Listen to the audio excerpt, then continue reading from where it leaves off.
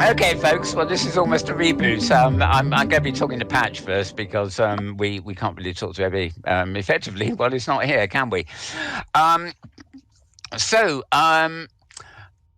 moving to Second Life, particularly, and education, I think. You recently announced, is it $99 a month fixed a new rate for educators and nonprofits? Is that right, Patch? Yeah, so, with everything going on in the world today, I figured it was an opportune time to introduce, a reduced price point for the full regions and stuff. So that's what we did there. Did that happen as a result of what you describe as currently going on in the world, or did it predate? Yeah, I mean, anyway? it's something I had been pondering for a little while before, but it seemed like now was the time to do it, to help educators out as they're trying to find their footing and look at other solutions for their continuing education, classroom and virtual campus setups and stuff. Well, for sure, I would think. I mean, it's not just education. I mean, education is related to everything else, really. But the current crisis, is bringing corporations, not just home offices, but offices, including home workers, online in vast droves at the moment. I think that's maybe why Skype was playing up. It's not necessarily scaling, but are you, as the lab, doing any focusing of, shall we say, advertising or promotion based on that? I mean, obviously to educators you have done, but in terms of getting more people in and telling them how easy it is to, instead of buy a Linden home, say, get a plot and have an office and get all your office friends in, friends, or your colleagues in. Is there any idea in the promotional side of things, pitching that at people? Yeah, for sure. We've created a microsite recently that caters to all kind of uses between educational and business case uses for Second Life. Brett actually just posted a link in the chat there that's particularly handy, and there's the microsite link itself that we're basically using that to help us, coordinate and correspond the various uses for Second Life across all of those spectrums outwardly, and we've also been doing some advertising campaign work and stuff, and that is Brett's department for doing that stuff, and kind of going out there and just kind of trying to take a really kind of human approach to it. Of course. To say we're here and we're here to help, and this is what Second Life can be. Right. For the benefit of our viewers who can't see this, the address you want is www.connect.secondlife, all one word there, .com. And that's there. Well, you call it an outreach site, I guess, that just typed in. Right. Okay. Now, I mean, related to this too, I think there is the issue of scaling. In general, obviously people are already using Second Life, and some of its variants elsewhere are familiar with the platform and how it works and stuff like that. Have you got any plans? I mean, this is discussed so often over the years, but have you got any plans along that sort of quick and easy entry sort of idea, where I don't know, maybe able to jump in via a web page or something like that for the benefit of people who don't want the learning curve? Yeah, so part of what we did, in fact, behind the work on this microsite, was we set up several, actually it's 7 turnkey solutions that are available for various use case scenarios, everything from large scale auditorium, 350 avatar capacity type venues on upwards of campuses and school type facilities, multi-purpose socialization spaces and stuff. If you drill down kind of on the microsite and stuff and look at some of the pages, especially around the Explore feature, they're all featured there, and they have little clips and stuff showing them in world video wise. It's really kind of gorgeous site that Brett and his team put together. Oh, lovely. So are these when you talk about, I don't know, what did you say, 350 people or something, you're really talking some serious scaling there over and beyond. I don't know what is the standard of on a standard region. It's about 50, 70, isn't it? Maxing. We on our builds, putting both efficiency at the forefront of what we've put together content wise, along with the advances and such that we've had on the simulator side. Of things, regions can comfortably run 75 avatars, consistently without having too much trouble. The one thing that did occur to me, again, I may be way off center here, because of course I am aware that over time recently you've been moving a lot of the back end to it's the Amazon cloud, I think it is, into Amazon Web Services. Yes. And does the fact that you're on cloud servers now impact the idea of scaling? In other words, I don't know whether this is possible in Second Life, and even whether but I know with some worlds there is a process known as sharding. Yes. For example, if you're on the Amazon cloud, could you bring up new servers as shards of a region in order to accommodate larger audiences, especially some big band or other wants to hold a rock concert here, At the present, no. Those types of features and stuff are, if we look at doing that is further down the road. We're still in the process of moving a lot of our infrastructure over. We haven't moved enough of it over yet to say, we're running, like regions in the cloud. But as that stuff happens, and as the technology improves, as we continue down that path, those opportunities may avail themselves, and we'll explore them when they're ready. Sure. I'm reading some of the text chat here, and I don't even understand half of it. I know AI Austin says, please no sharding. But somebody here, Lowry Mills says something about connecting to the canvas, and it would be perfect. Would she be referring to the HTML canvas? Or... Canvas is an LMS. Okay, I'm out of my depth here. I'm not a techie person, I'm afraid.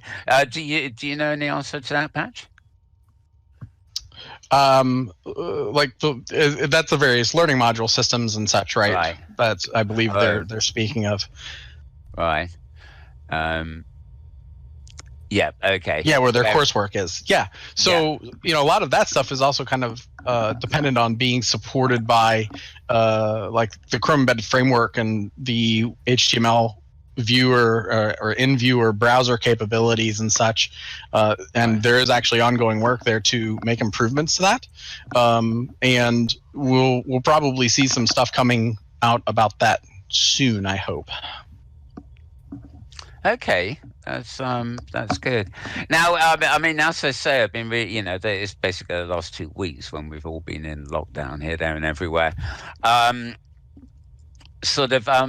methodology of, I've already mentioned scaling and pushing SL and stuff as a solution.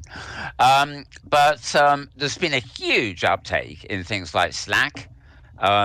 I think Microsoft Teams had a go, but they crashed on the first day. So that's a bit like Skype, really, isn't it?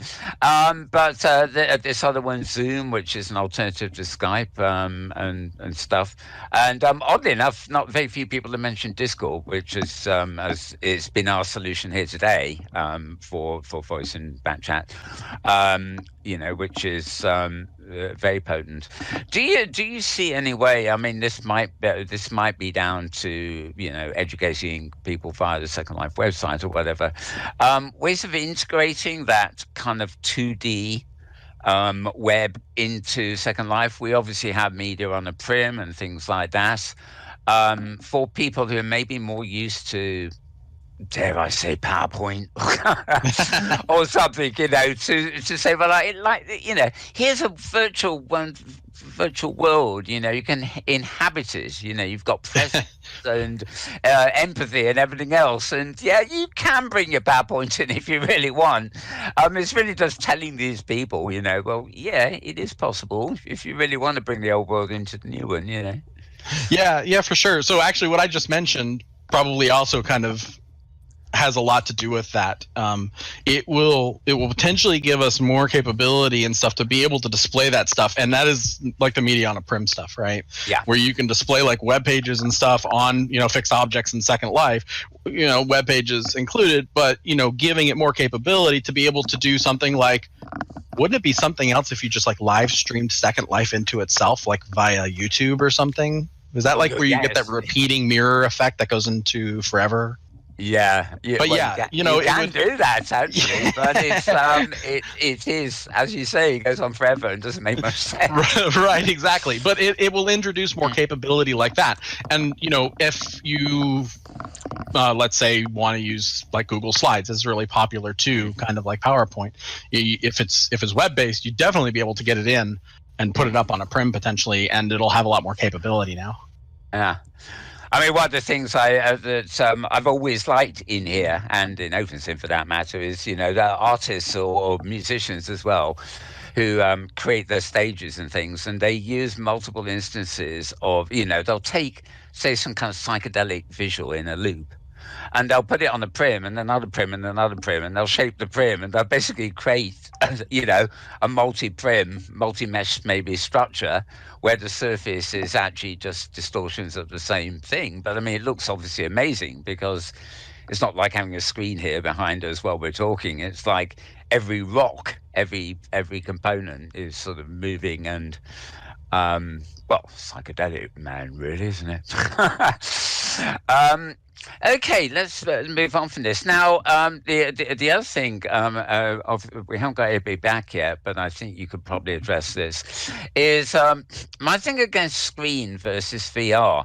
A lot of the take-up of VR, this has been the case, I've been doing news every week for a couple of years, and it's been the case, the gamers want their headsets, and right. headsets are actually quite huge in commerce because scientists and engineers can use them as enhancement techniques. But quite frankly, people who sit around at home who are just ordinary users who aren't particularly into games but just want a like social virtual world, I think they're more likely to still come to somewhere Second Life, which is not, the world is 3D, but you can put it up on a 2D screen. Sure. Well, I know somebody makes a Second Life viewer that simulates the 3D for headsets. I know, but it's not designed for that, is it?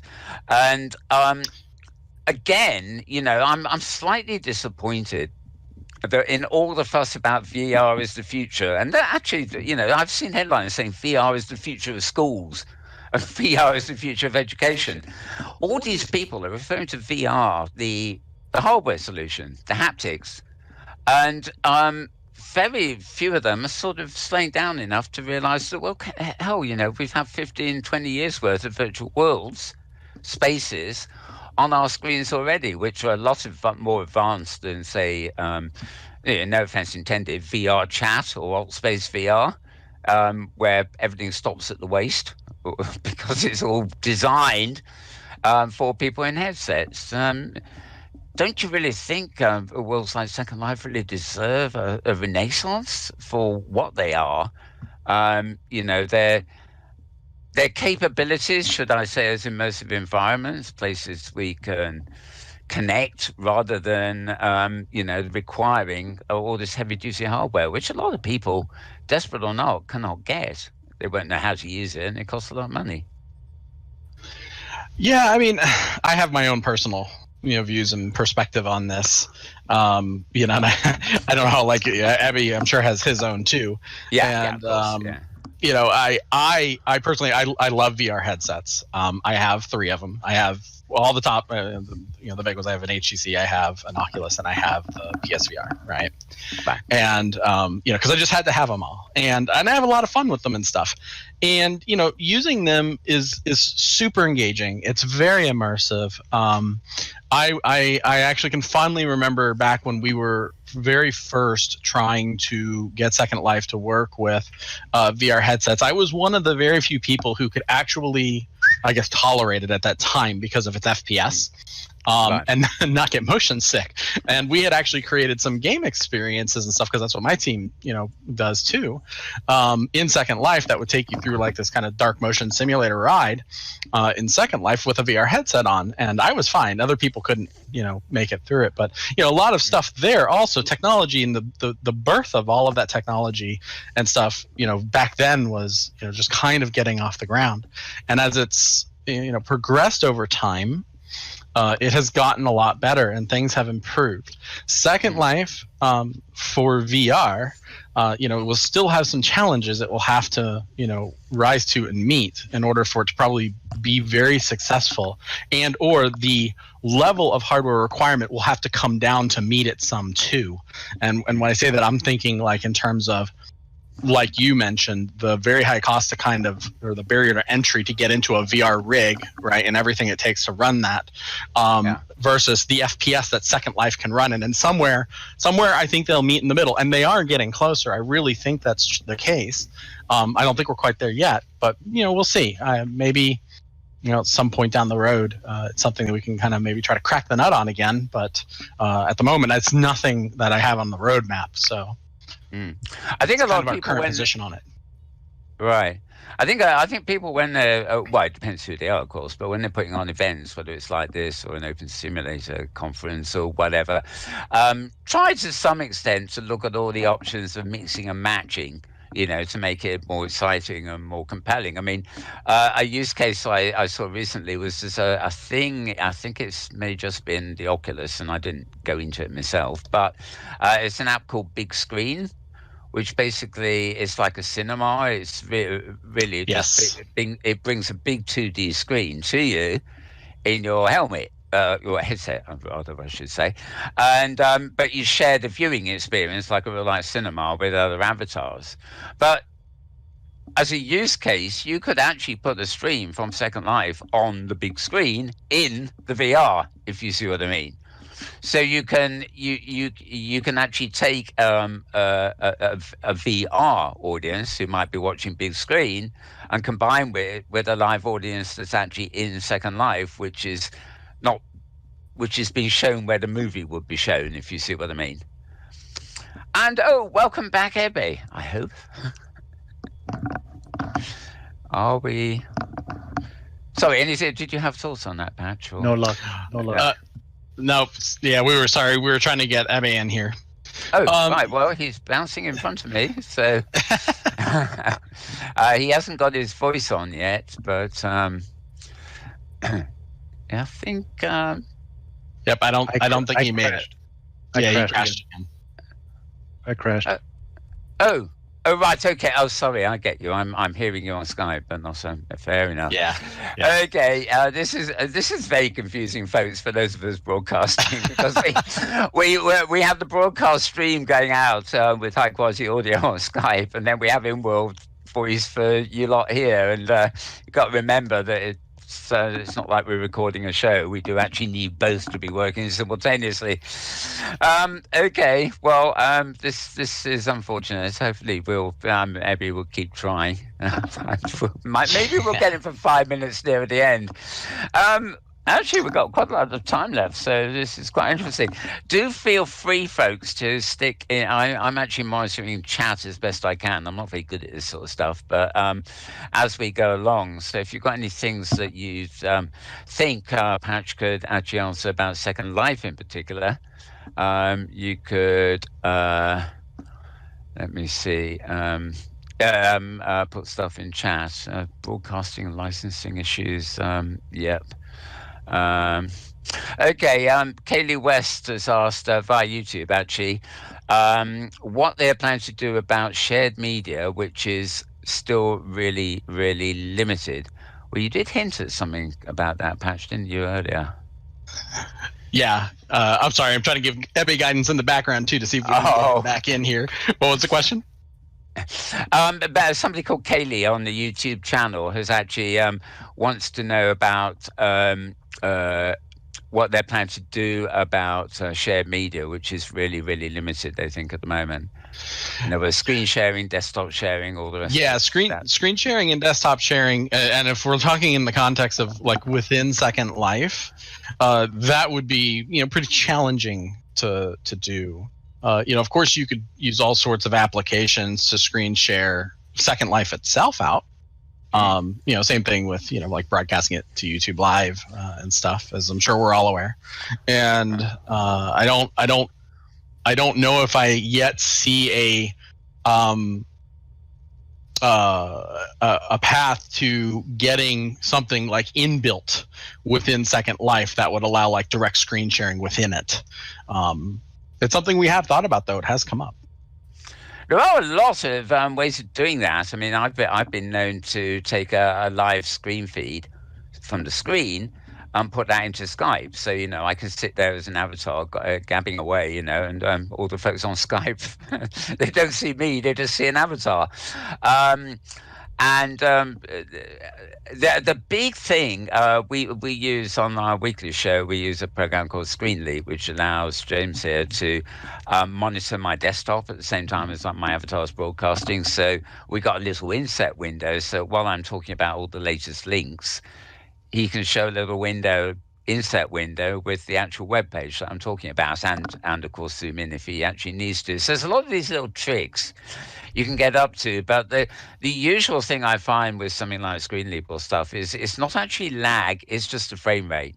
You can't match on a screen share the frame rate that you've got in the in-world client. It's just not going to happen.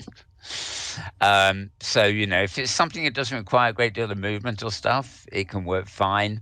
But the moment you want something as compelling as the the world itself in the client, then that's where we come across the problems, I guess. We have faster and faster bandwidth available in a lot of the world now. It's sort of every year it seems to go up, and some people are behind or whatever. Do you find that people's access to faster broadband and things like that is significantly making life easier for them if they actually do come into Second Life? Yeah. I mean, we've certainly seen that with as long as Second Life has been around. 17 years ago, cable modems were like all the brand new hotness and stuff, and technology again over time has improved greatly. And like I can tell you in my own personal situation, in the house that I'm in, we didn't have anything accessible to us except for DSL, like an actually bonded pair DSL. So we at least had that luxury where you could put the two together and get 50 Mbps. Woohoo!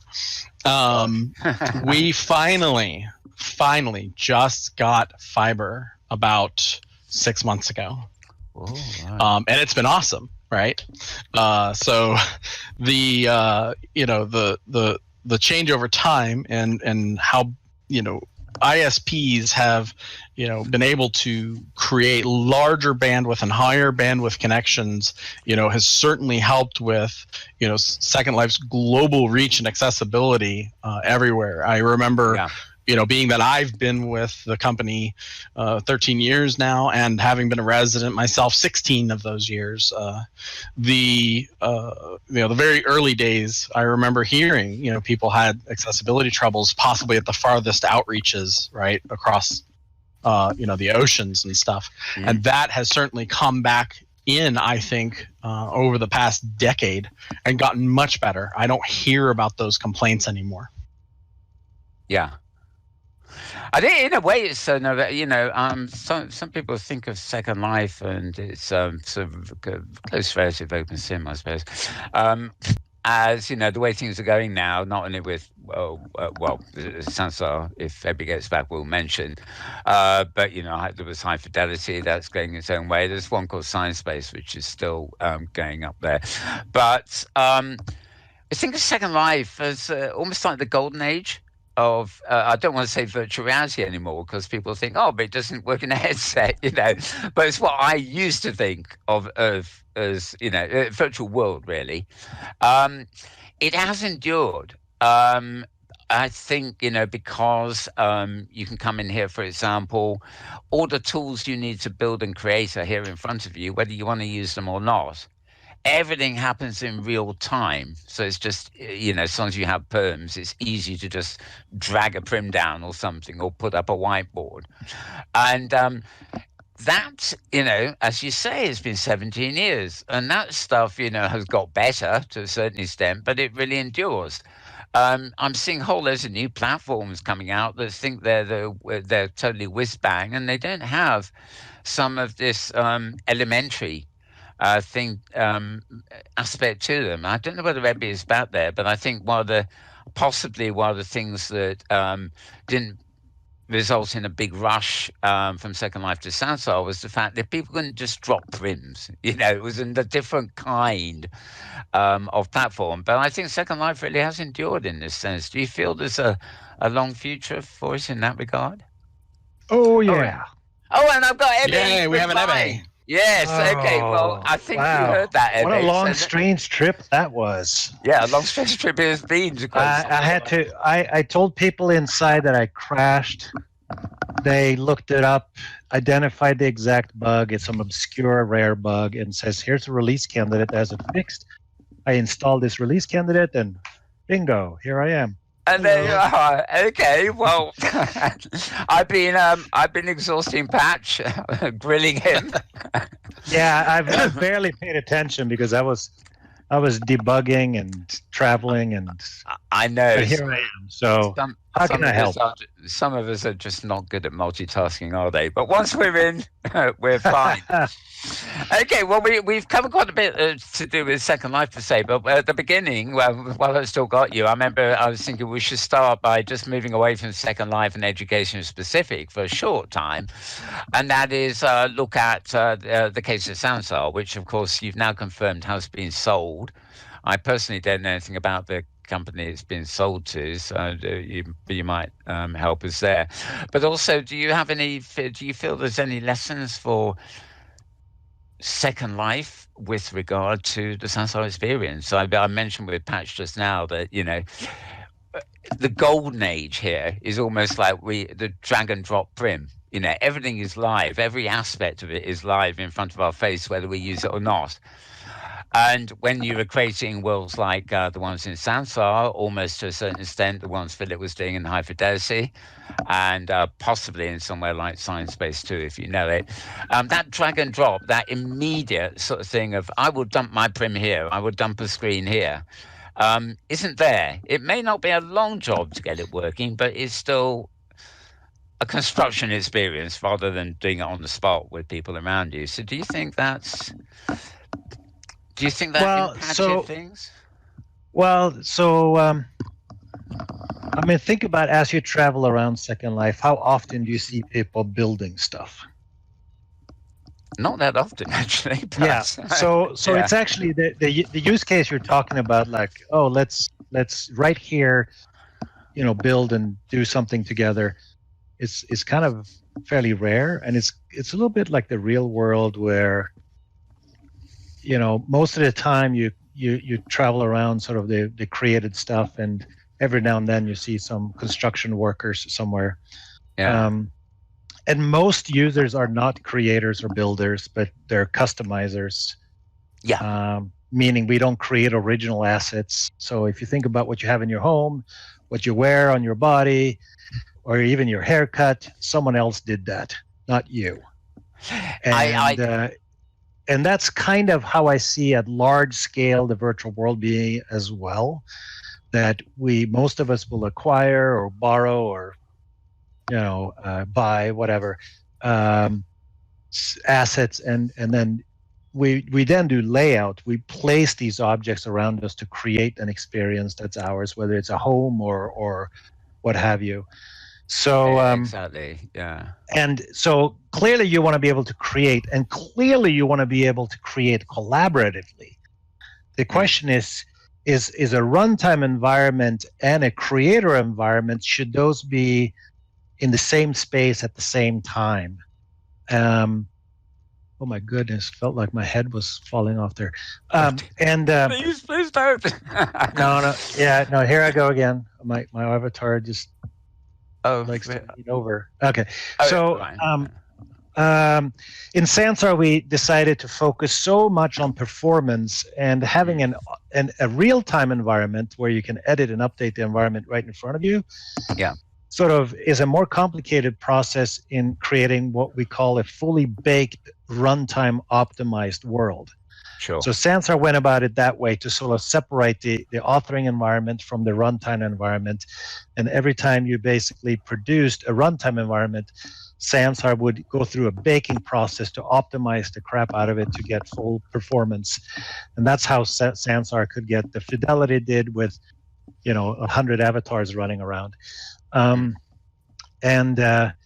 at 90 frames per second, still with fairly decent hardware required, of course. But so that was a design choice we did there, but we never got to the point where we actually enabled collaborative authoring in the editor. That was still a single. So much. I clearly. Yeah, I clearly understand that. It's sort of, as a designer, you go to the shop, you buy stuff. It's the decorating thing. Everybody wants to have a house and decorate it, but not that many people want to build it. No, that's true. And we never got to the phase in Sansar where we really got to call it targeting the customizer.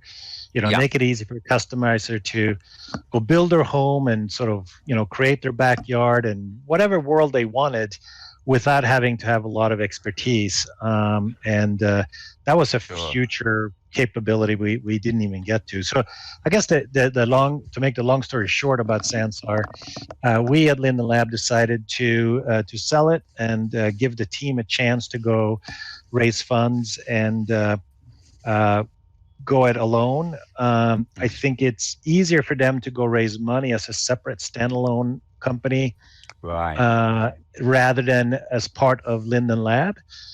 Second Life is a very established, profitable product, and we kind of had a startup inside of a sort of an established, profitable company, and it was actually easier, I think, for them to raise money as a standalone rather than as part of Linden Lab. So it's actually staffers from Sansar that are to a great extent behind this. I noticed on your press release said that staffers were moving to the new companies. So yeah, the staff that worked on Sansar are all getting offers by the new entity to come back and start working on Sansar again, and I think they've started this week. So I'm super happy that the product and the technology and the team all get a chance to continue.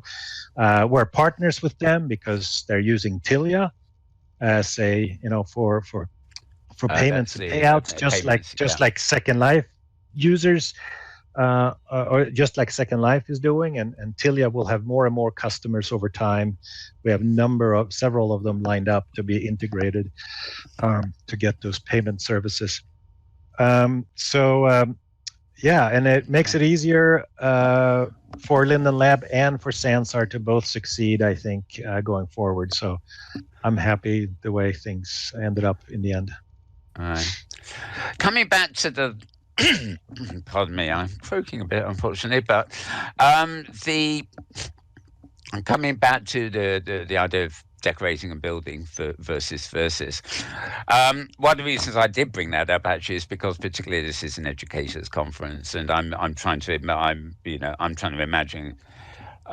lecture theatres and classrooms and stuff like that, where you want to decorate a classroom. And you don't necessarily want to build the whole building. You might buy that off the shelf, so to speak. But the whiteboards, the screens, the interactive things within the environment are very much part of the educational environment. So, when you're putting together a classroom or a university, it's not as simple as just buying stuff off the shelf and decorating a home. On the other hand, it may not be as complex as the actual building Yeah, operation, as I it think were. so. So I think, I think Second Life is perfect for that sort of iterative, decorating and building and letting students contribute content to the world or to the classroom, if you will. Mm. Now, I think there's a lot we can do to make the, I'd say, traditional education experience simpler, whether you talk about blackboards, whiteboards, projection of videos, real-time videos, a bunch of stuff like that is still not super easy or to do in Second Life. I think we could do a lot better there to make that seamless. Where we do have a great advantage is when it's more of experiential education, where you go on a field trip, where you go scuba diving, where you learn economics by buying and selling goods in a market, and Yeah. sort of kind of more simulations or training stuff. We've seen a lot of nurses being trained in Second Life to like Sure. triage patients, and what buttons do I push on this machine, and how do I do things in the right order and sequence. Those things are much better learning experience in a virtual interactive environment than on paper and video. But for just pure presentation of materials, I definitely think we can do better.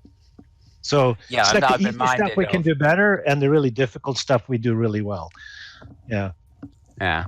I mean, there are companies like, company is not the word, like Imperial College, who are part of the National Health Service here in the UK, in London, where I had a lot of stuff in World here and in OpenSim for that matter. You have virtual replicas of equipment and things like that. Well, particularly at the moment, of course, thinking of respirators or something. If you want, this is an ideal place to train them up. It's not as compelling as the VR helmet sort of thing, which might be super accurate. But, if it's just routines and things that you want to train people for, it's the sort of perfect place to do it. Coming back to this, you may have something in place here already, of which I'm actually unaware of, but I know from previous chats, about Open Simulator and the hypergrid, which connects all those grids together.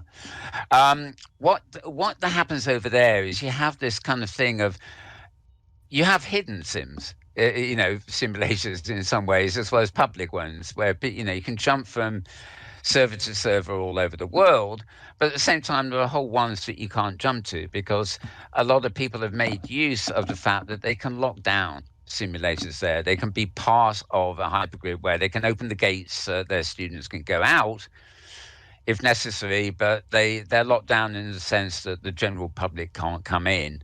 And there's often a feeling that somewhere like Second Life here is all very, very open. And, do you think that there is a cause need, or also whether it can be done, of course, that if you had an educator here coming in and they wanted to, I mean, obviously it's an adult grid here too, the teen grid doesn't still exist. What if they wanted to do a classroom, but they wanted it to be locked down to their students only? So we have solutions for that. Patch can You do? speak to this. Yeah. Okay, Patch. Yeah. Yes. Yeah. So, regions do allow you, some level of privacy inherently. You can create access lists. You can block access to the regions, even a statewide.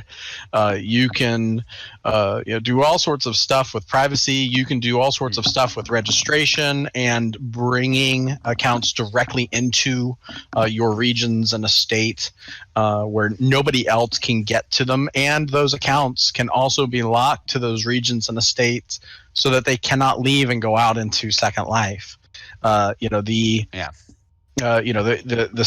siloing capability of Second Life is there. It does exist. A lot of people, may not be aware of it, but we've certainly exposed it. We've given educators the capability to use those tools to be able to do that sort of level of both privacy and customization and account control. We do have a good many of those features. Are there any? Yeah, obviously, so we have the privacy controls where you can create private spaces so that random strangers don't walk into your classroom. Sure. And like Pat said, you can also specifically create accounts that can only go to the classroom and can't go to other places in the world. So you basically can do, all of these options are available today. Right. Okay. I mean, is there if people exercise these options, I have to ask the question really: is there an additional financial cost to getting these rights and permissions and having them available, or is it Nope. just totally down to once they've got the regions, they just Well, as of now, if you're an education use case here, then it's still now $99 per region per month, and right. have at it. So once you've got the region, you've got all that facility available if you want a lockdown system, an open system, whatever you want, really. Correct. Yeah. Yeah, people are. I saw some comments about company-owned grids, so that really is. You want to go to the history of Second Life? That was about 10 years ago, and yes, that was a distribution of Second Life that was on Blade servers. I didn't understand it at the time, but yeah, that's. But even if in the cloud, we, I guess, could consider in the future, we're currently not considering it, is to enable sort of separate grids to be spun up that has completely different user namespaces or different accounts associated with them. But historically, we've chosen to basically just have one account user namespace, if you will, so that you don't end up with multiple Second Lives. You only have one Second Life, but then you can have control within Second Life for who can go where.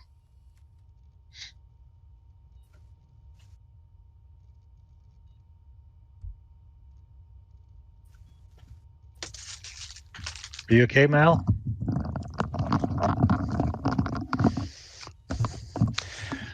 Sorry, I just ran away there to get some glucose. Back with you. Oh, okay. Right. Yeah. Okay, let's moving on. Let's have a look at the text here to see if is it here's one. Is it possible to have a database for registering students from a classroom that links them to the sim and opens their accounts to teachers and students linked to that sim?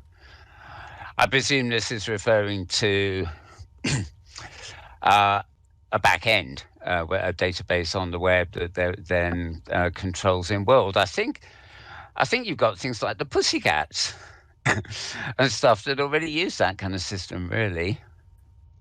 Well, yeah. if you guys need some use cases that are slightly different, then just reach out to Patch's team, and they can help you guys get the type of onboarding experience you need for yourself and for your students. Because all the options exist. Right. Okay.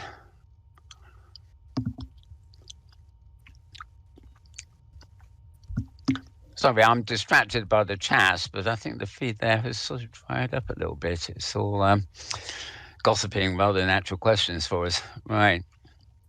And also, obviously, if you have ideas for things that we could do better or that you wish we could do to make your education experience better, then by all means, send it to business@lindenlab.com or editor@lindenlab.com, and we'll collect these ideas and see how we can get them placed on the roadmap.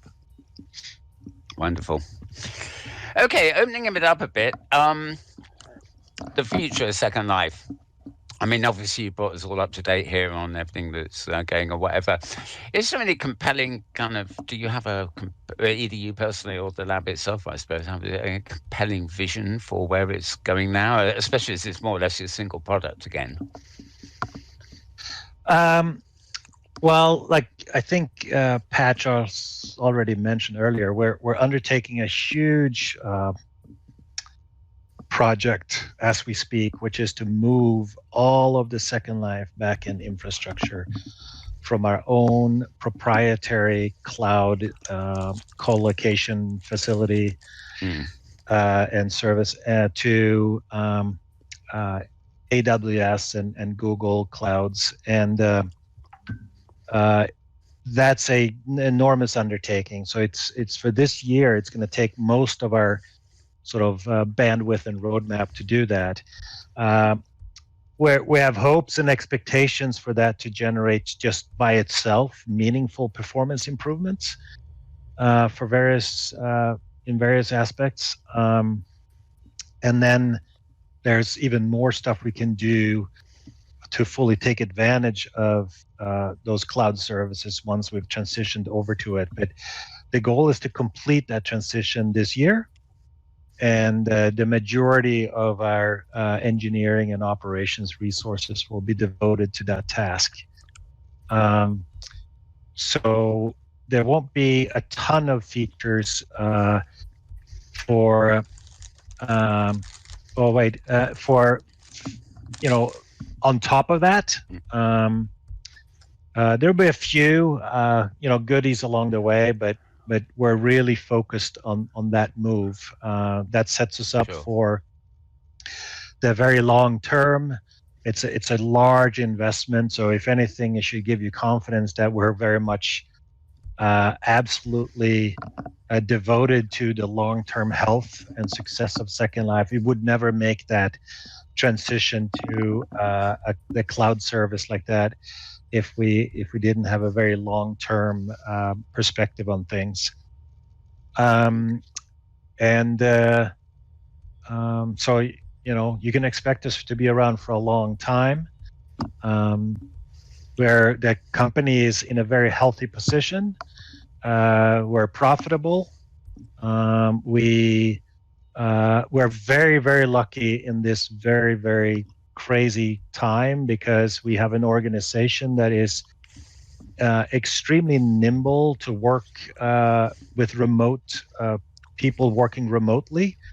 So the transition for us to work from our homes, I'm at home, Patch and Brett, they're all at home, and entire organization at home, and we can continue ticking away as usual, except some people have to take care of kids at the same time because we don't have those services available to us. But that we're working on products that are intended for remote use and for people to come together socially and do things without having to get together in physical space. So we're seeing very great traction right now with a big uptick in users and concurrency and registrations.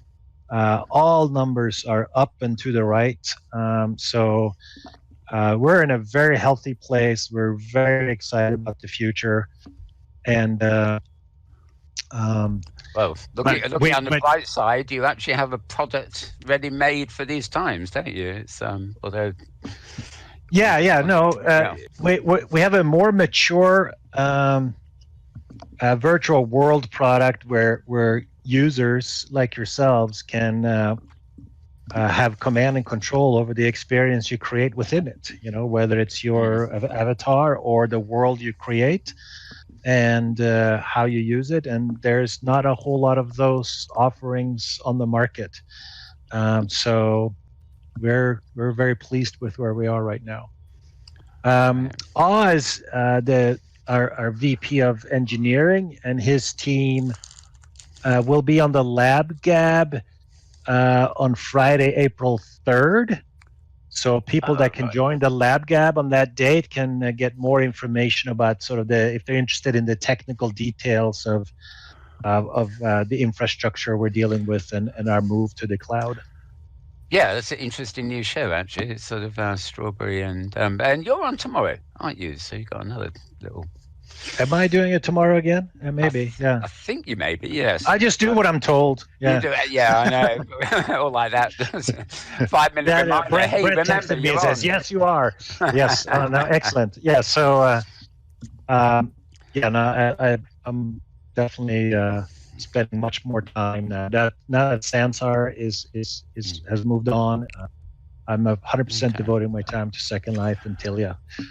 Right, now I think we're pretty much running out of time. I looked half an hour ago and it was plenty of time left, but no longer. Just very quickly, Beth Ghosthaven had a referral from a YouTube chat. Have you thought about creating spaces where educators can create material for students? Think of it like a public park or a public library where no one owns the land, but all benefit from it. I guess she's talking about a Linden sponsored thing, I suppose, like Linden Endowment for the Arts or something. Any thoughts on like their Like a sandbox for educators? Like, well, actually, I'm it not makes sure. it sound a bit like that. So I think probably more of a controlled thing where it's Yeah, those a tend public to. space, that Yeah, has an education focus. yeah, it's kind of funny to get one question is, what can we do to lock everything down? And then next, how can we have a public space where anyone can do anything? Yes. Yeah, and Second Life can offer you both of these worlds. Yeah. If it's a matter of having a space that's, we pay for, that you and your students can play in. Yeah, I don't know. I mean, it's an idea. I don't know. I think what she's getting at, and I'm just guessing here, is more like an educator's pavilion, which is provided almost, but a space that's provided by the lab, which would be somewhere that people can go to find out about all the various educational things within the world. I mean, obviously you do have specialist websites and things for this. I think maybe she's just Sal Duarte, I think it is. Maybe a public park. Like, yeah. Okay, like a welcoming hello. Here's what for educators that. Yeah, it's kind of like a portal for educators or something like that. Yeah, maybe. I think so, because you've got things like the non-profit commons for non-profits and stuff. And the difficulty is everybody's got a non-profit or an educational establishment is their own thing. Whereas I think the suggestion is maybe the lab could, bring on small spaces that they pay for themselves that actually act as a promotional region to point people in the right direction. Yeah, we actually did have something like this a good long while ago. I'd probably be open to considering again if there's some folks out there who are interested in potentially partnering up with us to put something like that together. I would be interested in talking about it. If anybody has any thoughts on doing that, just give me a buzz and let's sit down and talk about it. Yeah, or pass your ideas to business@lindenlab.com, and we will read everything and consider everything and continue to improve to make this one more point work for again. you. Right. Okay, just one more point, which again it's putting the weight on the lab really. But Bixtel Shafton says we just had a Second Life Norway estate announced that it may be closing down due to the economic effects of Corona. And is the lab considering offering breaks to some sim owners whose real-time income is stopping because of the crisis? Well, region owners are encouraged to absolutely approach my support team if you find yourself in a situation of difficulty because of what's going on, and specifically for Second Norway, we are working with on that situation, and actually I think we're going to see a really good outcome there. So lovely. Right. Yeah, good news. Okay, yeah, brilliant news. Okay, well, I've looked at the clock now and I feel our time is up. I think we've actually overrun, but there's nobody in the chat to tell me to get off air, so it's up to me. I hope you've enjoyed this session, folks, and I'd like to thank Patch Linden and Ebbe Linden for coming here, taking part, bringing us up to date, and answering some of our pertinent questions. So thank you guys, both of you. And I guess we'll be hearing more next year, but plenty going on in the meantime too. So thank you very much for being here. Don't be strangers. Let's talk before next year. So yeah, exactly. Pleasure to be here, and keep telling us what you want and need and hope for, and we'll listen and have a have a great day, and maybe some of you will join us for Lab Gab tomorrow, and we'll continue the conversation. Cheers, everybody. Wonderful. Yep. Thanks for having me.